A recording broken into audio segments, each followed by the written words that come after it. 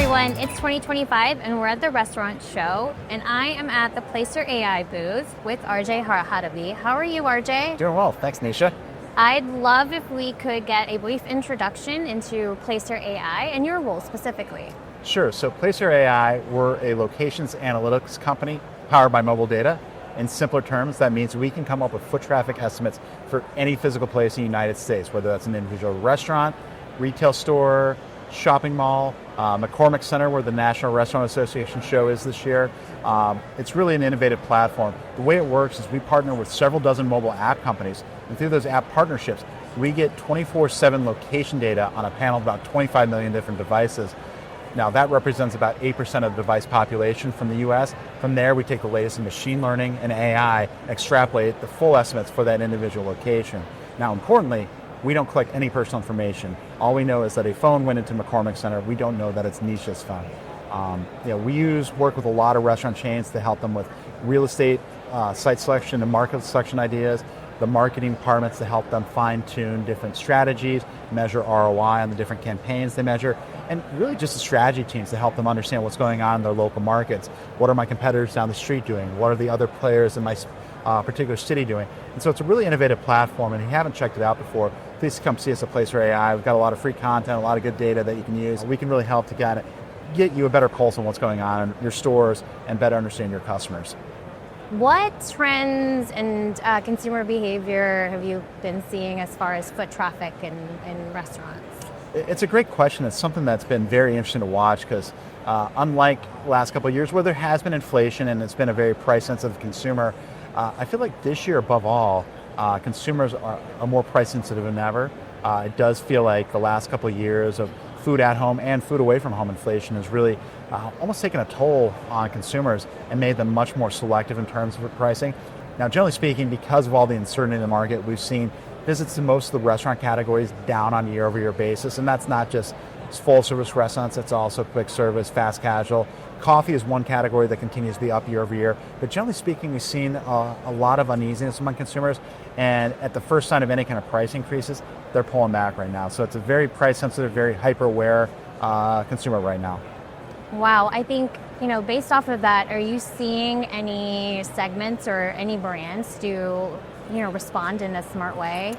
Yeah, it's interesting because we have seen a couple things, and one of the things that we've seen shift-wise is less promotion on actual price points. So if we go back to last year, we saw a lot of $5 bundled meals. I mean, it was the value war summer of 2024 for a lot of the QSR chains, and I feel like there's a lot less of that right now. We're seeing more focus on kind of innovation and nostalgia, things like, Taco Bell bringing back old products, or the Minecraft movie promotion that McDonald's ran, and some really encouraging visitation trends when we look at our data with those things. So I think that's one of the strategies.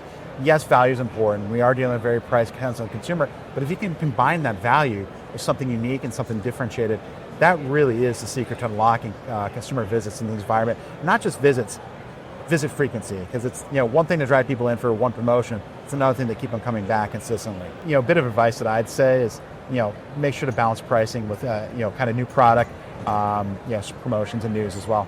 Yeah, absolutely. It feels like flexibility is the key. It really is. I think being agile is kind of paramount to getting through this period right now. Yeah, absolutely. And there's some trends that consumers are going to other places for their midday visits. And so can you share a little bit about that? Sure. Yeah, it's been an interesting time for QSR because we like to think of McDonald's competitors being Burger King and Wendy's and the traditional burger chains, or other QSR chains. But in this period of inflation the last couple of years, one of the things that we've noticed is that consumers are willing to check out a wider number of food retail locations than they ever had before. So in the past, maybe you were just a loyal quick service restaurant, but maybe you're going to an Aldi to see what kind of deals they had. Maybe you're going to go to a convenience store for the first time. So with all these options out there, we're seeing consumers check out in more and more locations. And for instance, just 2 years ago, only about 15% of McDonald's visitors were going into an Aldi location. That number's closer to 30% these days. And so we've seen a lot more trialing of other retail channels. And to your point, it's not just, overall, it's certain day parts that we're seeing. Breakfast day part, we're seeing a lot more people go into convenience stores. Some of the chains like a Wawa, Sheetz, Casey's have done a good job on their food program, and it's starting to have an impact in that morning day part for a lot of quick service restaurant chains. In the afternoon day part, it might be some of the other fast casual chains that have started to introduce, kind of snack products. So for value grocers, it's really across the board. It's, across lunch, afternoon, dinner, late night. And so I think quick service restaurant chains have to be more than aware of that, the direct competitor down the street, really be on a focus of what's going on in the broader food retailing market, because it's gotten more competitive. Consumers are willing to try out new chains for the first time. But one of the things we're also seeing this year too is that they're kind of solidifying that. So maybe the last couple of years I was trying to figure out a new food retail routine. This year I'm kind of solidifying it. I'm not adding new chains unless they give me something really unique, really special.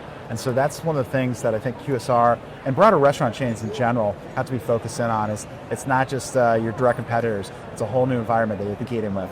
Yeah, I really appreciate that, because I think the other thing I read that ties into that is also that, Placer found that a lot of consumers are kind of mixing up the high-end with also the budget conscious folks. And so it's happening in retail. Do you see that happening in the restaurant sector? We do. It's something that we see that people are willing to pay a higher price point if they feel like they're getting something that, is worth it, I guess is the best way to put it. We see this with the fast casual chains. Which ones continue to do very well? Well, Cava and Sweet Green and Chipotle are generally holding up better than the rest of the category. They carry a higher price point than a lot of the QSR chains, but consumers generally feel like they're getting their money's worth with it. They've added that to that routine we talked about. I feel comfortable with these chains, and so that's kind of that high end, but they're still mixing that with a visit to Aldi or a visit to a dollar store or maybe one of the superstore chains too. So we do see this good mix of kind of value focus, but people are willing to pay up for certain things too. We also see there's holidays. Holidays continues to be a big driver of events, not just for restaurants, but retail in general. It's been very cool to see that people really respond well to holidays, and even holidays have a broad definition too. It can be just almost community events, things like that. So if we kind of go back to kind of the strategies that restaurants should be working with, keep an idea on that. Keep an open mind about different, not only holidays, but also different events in your local community that can really help to drive traffic. That's something that really kind of, dovetails nicely with that value. You can offer promotion with that, but also get people excited about things going on. So we do see this nice balance between value and premium. And it really takes an effort to kind of differentiate that premium and value side, but we do see a lot of that balance right now.